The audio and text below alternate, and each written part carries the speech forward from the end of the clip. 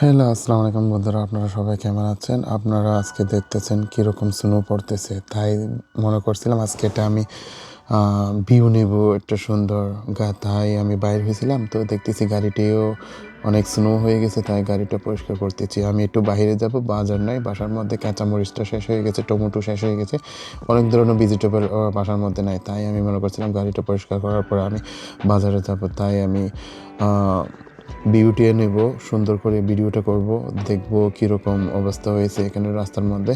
তাই এটা আপনাদের সাথে শেয়ার করব, আপনারা দেখতে পারবেন মাই আমেরিকার লাইফস্টাইল কীরকম অবস্থা চলতেছে এখানে। তো আপনারা দেখতেছেন গাড়ির মধ্যে কীরকম স্নো হয়েছে, কিন্তু স্নোটাও এরকম শক্ত হয় নাই।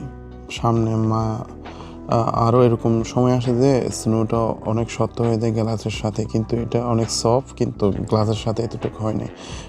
একটু হিটার ছেড়ে দিলে এমনি ক্লিন হয়ে যাবে। তো এখানের মধ্যে সবচেয়ে সমস্যা হচ্ছে রোডের মধ্যে গাড়িটা চলা, কারণ যদি আপনার টায়ারটা যদি ভালো না থাকলে তাহলে অনেক ধরনের স্লিপ করে আর কি গাড়িটা। তাই সামনে প্রতি বছরের স্নো আসার আগে আপনি চেক করে নেবেন আপনার টায়ারটা কীরকম, কত পার্সেন্ট আছে টায়ারটা। কারণ আপনি যখন চালাবেন তাহলে আপনার পিছনে অনেক ধরনের ভবিষ্যৎ আছে, আপনার ফ্যামিলি আছে, আপনার বাচ্চা, আপনার ভাই বোন অনেক ধরনের আছে। তাই আপনার থেকে সেফটি নিয়ে চলতে হবে। কারণ কিসের জন্য এখানে অনেক স্লিপ করে, প্রতিদিন একটা না দুইটা, একটা রাস্তার মধ্যে অবশ্যই অ্যাক্সিডেন্ট হয়। তার জন্য বলতেছি আপনাদেরকে একটু সেফটি করে গাড়িটা চালালে ভালো হবে। তারপর আপনার টায়ারটাও চেক করলে ভালো হবে। আপনার গাড়ির মেনটেন্যান্স অবশ্যই চেক করে রাখতে হবে গাড়িটা কী অবস্থা। কারণ এরকম মাঝে মাঝে এরকম টেম্পারেচার নিচে চলে যায় যে এরকম, মানে আপনি 5 মিনিটে বাহিরে দাঁড়াইতে পারবেন না, এরকম অবস্থা হয়ে যায়। তার জন্য আপনাদেরকে বলতেছি একটু সেফটি করে চালাবেন, একটু দেখে চালাবেন, আর গাড়ির মেনটেন্যান্সটা ভালো রাখবেন। তো আমার টায়ারটাও এতটুকু ভালো না, তারপর আমি মনে করছিলাম টায়ারটা নিয়ে চলবে, কিন্তু আমি ভাবছিলাম টায়ারটা মানে পিছনের টায়ারগুলো সামনে নিয়ে যাবো, সামনের টায়ারগুলো পিছনে রাখবো, এরকম করিয়ে আপনি রাখতে পারবেন আপনার পিছনের টায়ার যদি ভালো থাকলে। তো আমি দেখবো আমার টায়ারটা, আমি পিছনের টায়ারগুলো সামনের টায়ারে নিয়ে যাওয়ার জন্য। তো এরকম করে আর কি। তো আমরা এখানে এসেছি যে অনেক দেরি হয়নি, আমার মনে হয় আমার অনুমানিক আমার 2 বছর চেয়ে বেশি হয়ে গেছে। এখানে আমি আমেরিকার মধ্যে থাকতেছি, মিশিগান লেন্সিংয়ের মধ্যে। তো আল্লাহর রহমতে আমি ভালো হয়ে যাচ্ছি এখানে।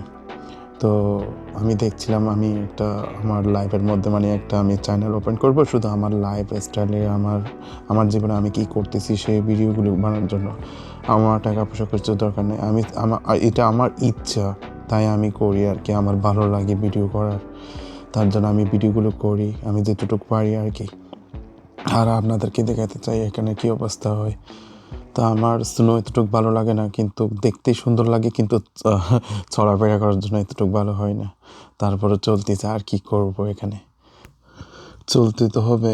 এখানে ওয়েদার এরকম হয়, এটার জন্য তো আমরা কিছু করতে পারবো না, কারণ আল্লাহই তো দিচ্ছে এরকম ওয়েদার।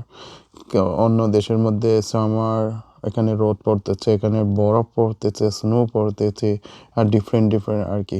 কিন্তু দেখতে ভিউটা অনেক সুন্দর লাগে এখানে, সুন্দর লাগে না? তো সুন্দর লাগে, কিন্তু চলাফেরা করার জন্য একটু সমস্যা হয়ে যায় আর কি।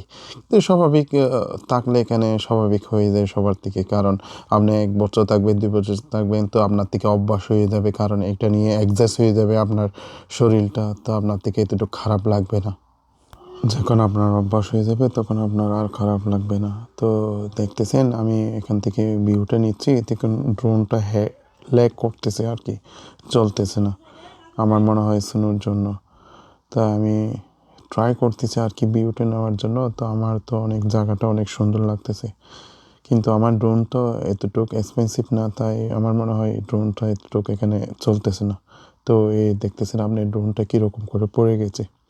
তো আমি এখান থেকে ভাবছিলাম ড্রোনটা আমি সহজে বাহির করতে পারবো, কিন্তু করতে পারিনি, পড়ে গেছে। ওকে, আজকে এতটুকু, আপনারা সবাই ভালো থাকবেন।